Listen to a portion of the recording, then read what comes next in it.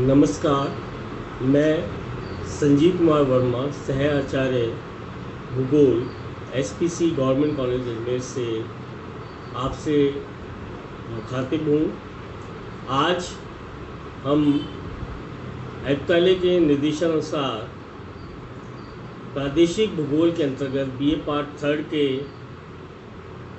Syllabus के अनुसार चीन के बारे में पढ़ेंगे। चीन का स्थिति विस्तार और उसके धरातलीय स्वरूप के बारे में आप सामान्य जानकारी आज आपके समक्ष रखना चाहूँगा और इसके बारे में हम चर्चा करेंगे कि चीन का धरातलीय स्वरूप किस प्रकार का है। स्थिति और विस्तार के अंतर्गत चीन एशिया महाद्वीप के पूर्वी भाग में 18 डिग्री उत्तर से 54 डिग्री उत्तरी अक्षांश तथा 74 डिग्री पूर्वी देशांतर से 135 डिग्री पूर्वी देशांतरों के मध्य फैला हुआ है। चीन की सामुद्रिक सीमा की लंबाई 14,000 किलोमीटर है।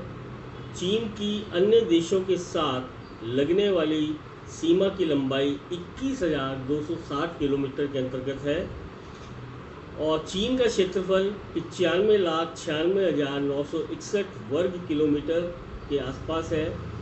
चीन की अंतर्राष्ट्रीय सीमा जिन देशों से लगती है वो है उत्तरी कोरिया, रूस, Mongolia, Bharat, Pakistan, Kazakhstan, Kyrgyzstan, Tajikistan, Afghanistan, Bhutan, Nepal, Laos, Myanmar और वियतनाम।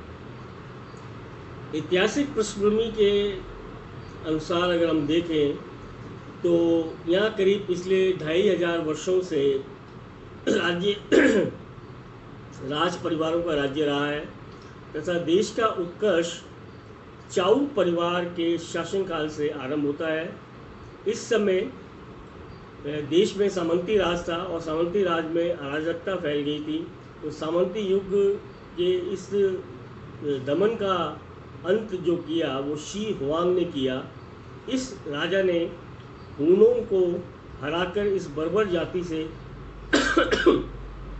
देश की सुरक्षा के लिए चीन को आज़ाद कराया और चीन की महान दीवार बनवाई। ये संसार के सबसे महान आश्चर्यों में गिनी जाती है। इसके बाद हान वंश का राज्य आरंभ हुआ और चीन एशिया का सर्वाधिक विस्तृत देश बन गया। हान जाति को चीन का स्वर्ण युग भी कहा जाता है। इसके बाद टांग वंश 618 से 906 ईस्वा पूर्व के शासनकाल में चीन का विस्तार दक्षिण की ओर अधिक हुआ। टांग वंश के राजा ताइसुंग ने चीन की सीमाएं कैस्पियन सागर तक फैला दी। इसके बाद सुंग वंश का राज्य स्थापित हुआ, लेकिन मंगोल जाति ने जीतकर सुंग वंश का अंत कर दिया। मंगोलों का शासन 1260 से लेकर 1368 ईसा पूर्व चीन में उत्तर की ओर अधिक रहा। मंगोलिया के एक बड़े भाग को चीन में मिला दिया गया। इस प्रकार चीन की सीमा का काफ़ी विस्तार हुआ। इस समय पीकिंग या जिसको आप आजकल बीजिंग बोलते हैं, बीजिंग को चीन की राजधानी बनाया गया। चंगेज़ खान के पुत्र कुबलई खान के शासनकाल में मार्को पोलो ने चीन की यात्रा की थी। ये तो एक जनरल उसकी सामान्य जानकारी आपने ऐतिहासिक पृष्ठभूमि के रूप में पढ़ी। अब हम इसके धरातलीय स्वरूप के बारे में आपके सामने कुछ बातें रखना चाहेंगे। चीन के बारे में चीन का धरातलीय स्वरूप बहुत विविधतापूर्ण है। इसके उच्चावचीय स्वरूप के अध्ययन में स्पष्ट होता है कि यहाँ के सभी प्रकार के उच्चावच या सभी प्रकार के भौतिक स्वरूप देखने को मिलते हैं। कहीं पर मैदान है तो कहीं ऊंचे पहाड़, कहीं कठोर धरातल वाले पठार हैं तो कहीं मुलायम लोह मिट्टी के प्रदेश। चीन के बड़े भाग पर पर्वतमालाओं और उच्च प्रदेशों का अधिक विस्तार है। चीन में समतल भूमि बहुत कम मात्रा में पाई जाती है। इसके 40% क्षेत्र पर पर्वत हैं, 35% क्षेत्र पर पठारों का विस्तार है और 14% भूभाग पर मैदान फैले हुए हैं। शेष जो 11% भाग है वो 100 मीटर से काफ़ी नीचा है। पर्वत श्रेणियाँ पश्चिम से पूर्व की ओर फैली हुई हैं। पामीर की गांठ से 3 विस्तृत पर्वत श्रेणियाँ यहाँ से निकलती हैं जो पूर्व की ओर जाती हैं। प्रथम पर्वत श्रेणी का क्रम थियानशान पर्वत से प्रारंभ होकर महान खिंगन लघु खिंगन श्रेणी के रूप में फैला हुआ है। ये पर्वत क्रम तारिम बेसिन के उत्तर में है और इस पर्वत क्रम में थियान शान सबसे प्रमुख पर्वत है, जिसकी चीन में लंबाई करीब 1600 किलोमीटर है। इस पर्वत के अनेक शिखर 6000 मीटर से अधिक ऊंचे हैं। दूसरा पर्वत क्रम कुनलुन, अल्टाईटांग, नानशान और सिंगलिंगशान पर्वत श्रेणियों के रूप में फैला हुआ है।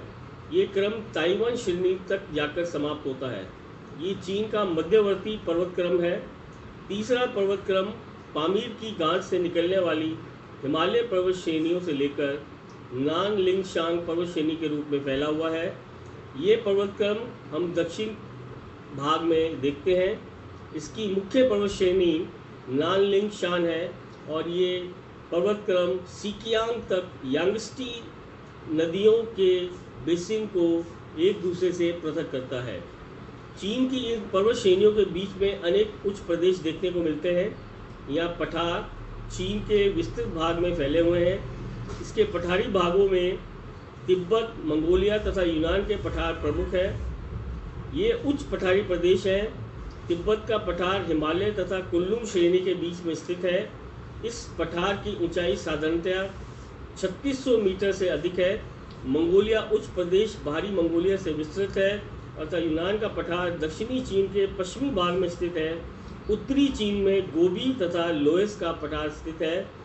एक तरह से देखा जाए तो चीन में जो उसका पूर्वी भाग है वो करीब करीब आपका 1000 मीटर से कम की श्रेणी में आता है और जो उसका मध्य भाग है और जो उत्तरी भाग है वो करीब 1000 मीटर से लेकर 3000 मीटर के मध्य उसकी ऊंचाई है और करीब पूर्वी भाग और दक्षिणी भाग पूर्वी दक्षिणी भाग में चीन की जो ऊंचाई है वो 3000 मीटर से अधिक है।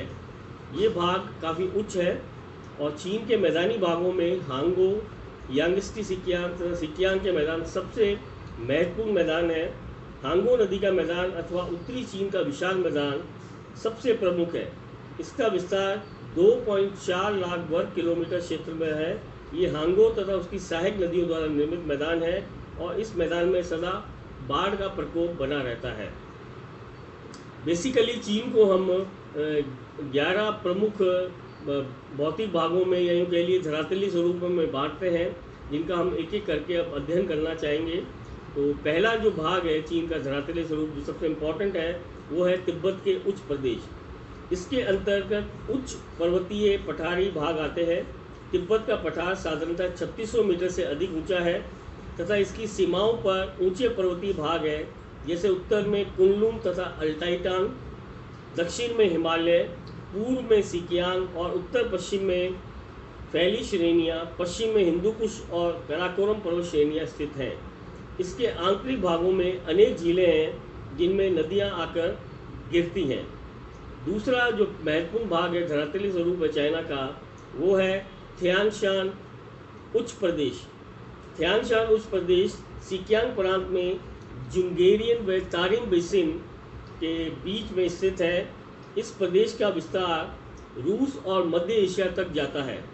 इस में चीन की लंबाई इस क्षेत्र में मतलब चीन में इसकी लंबाई करीब 1600 किलोमीटर है और यह 6000 मीटर से अधिक ऊंचाई की पर्वत श्रेणियाँ भी मिलती हैं। अगला और तीसरा जो महत्वपूर्ण भाग है वो है अल्टाईशियान उच्च प्रदेश। ये उच्च प्रदेश उत्तर पश्चिमी मंगोलिया तथा रूस से संयुक्त सीमावर्ती क्षेत्र में विस्तृत है। अल्टाई पर्वत श्रेणियाँ तथा पश्चिमी भाग से अधिक ऊंची हैं और ये पर्वत श्रेणियाँ लंबी व तीव्र ढाल वाली हैं।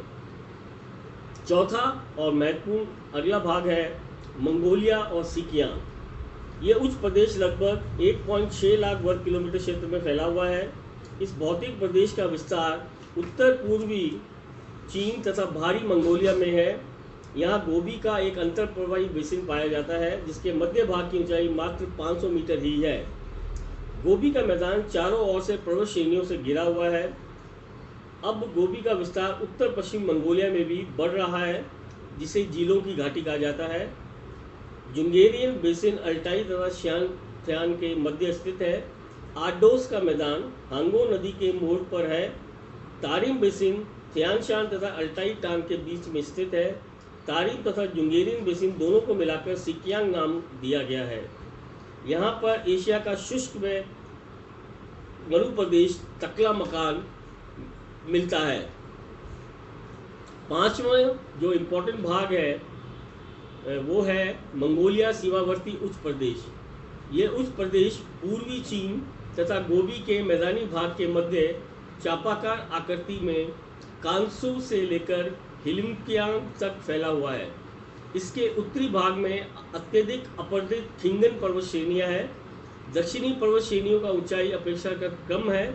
मंगोलिया का सीमावर्ती जो भाग है वो लोएस्ट पहाड़ियों वाला है। इस प्रदेश में हवा द्वारा निक्षेपित मिट्टी के जमाव वाले भाग को आर्डोस का मैदान कहा जाता है। लोएस्ट की पहाड़ियों में जलोढ़ मिट्टी के जमाव वाले भाग को शांशी शेंशी का मैदान कहा जाता है, जो काफ़ी उपजाऊ प्रदेश माना जाता है।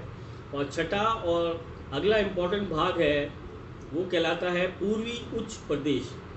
इस प्रदेश का विस्तार शांटोंग से लेकर हिलिंक्यांग तक है। हिलिंक्यांग प्रांत में किरिम तथा मंचूरिया की वन आच्छादित पहाड़ियाँ हैं। चांग पाई शान इस प्रदेश का सरोज भाग है जो कोरिया की सीमा के निकट पर स्थित है। चांग पाई शान, लघु खिंगन तथा उप शांतुंग यहाँ की प्रमुख श्रेणियाँ हैं। सातवां और अगला भौतिक विभाग है पूर्वी निचले प्रदेश। पूर्वी निचले प्रदेश के अंतर्गत मंचूरिया का मैदान, पीला मैदान और यांगस्टी मैदान प्रमुख है। ये मैदान मानव आवास तथा कृषि के लिए बहुत उपयोगी जगह है। मंचूरिया मैदान के उत्तरी भाग को सुंगेरी बेसिन तथा दक्षिणी भाग को लियो हो बेसिन कहते हैं। हांगो के मैदान को पीला मैदान के रूप में भी जाना जाता है। हांगो नदी लोएस के पठार से बहने के कारण इस पठार में मिलने वाली पीली मिट्टी को अपने साथ भाकर ले आती है, अतः इसे पीला मैदान भी कहते हैं। यांगस्टी का मैदान हांगो के मैदान से संयुक्त है। यांगस्टी नदी चीन के मध्य भाग में बहती है, जिसके निर्मित मैदान चीन के 20% भाग पर फैला हुआ है और इसका विस्तार प्रमुख रूप से कियांगसू प्रांत में है। आमूर तथा हान के मैदान भी इस क्षेत्र में प्रमुख है। अगली और इम्पोर्टेंट भौतिक विभाग है वो कहलाता है मध्य पर्वतीय पेटी। ये तिब्बत पठार का अग्रभाग है। कुनलुन, सिनलिंग और तापाशान प्रमुख पर्वत श्रेणियाँ हैं।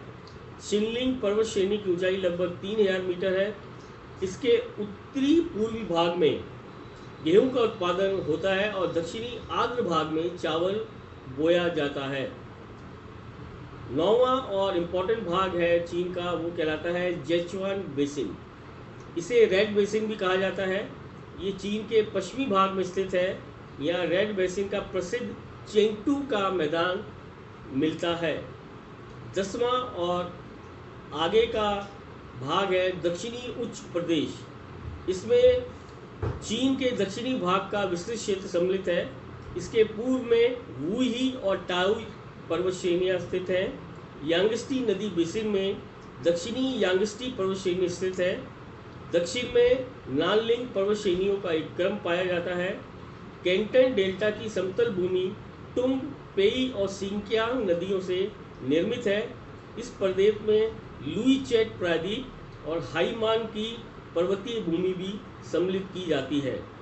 11वां और अंतिम और आखिरी भौतिक प्रदेश या धरातलीय स्वरूप है चाइना का दक्षिणी पूर्वी उच्च प्रदेश। ये उस प्रदेश में केचुई पर्वत, यूनान का पठार, कुनमिन की समतल भूमि और शान का पठार सम्मिलित किया जाता है। इस प्रदेश में कुनमिन का मैदान समतल प्रदेश है। इस मैदान में अनेक झीलें मिलती हैं। यूनान का पठार रेड बेसिन के पूर्व में स्थित है। इस पठार की ऊंचाई 1200 मीटर के लगभग है। चीन की सामुद्रिक तट रेखा की लगभग लंबाई 20,000 किलोमीटर है। हेंकाऊ की कहाड़ी चीन तट रेखा को 2 भागों में विभाजित करती है, उत्तरी तट रेखा और दक्षिणी तट रेखा। उत्तरी तट रेखा सीधी और बालुका प्रधान है और दक्षिणी तट रेखा टूटी फूटी और पथरीली है, जहाँ पर अनेक बंदरगाह भी मिलते हैं। तो ये आज के धरातलीय स्वरूप के बारे में, चीन के धरातलीय स्वरूप के बारे में पढ़ा। और कल हमने पढ़ा सा अपोवा तंत्र के बारे में। तो अपोवा तंत्र के बाद और धरातलीय स्वरूप के बाद हम आगे चीन की जलवायु के बारे में तीसरे भाग में पढ़ेंगे। धन्यवाद।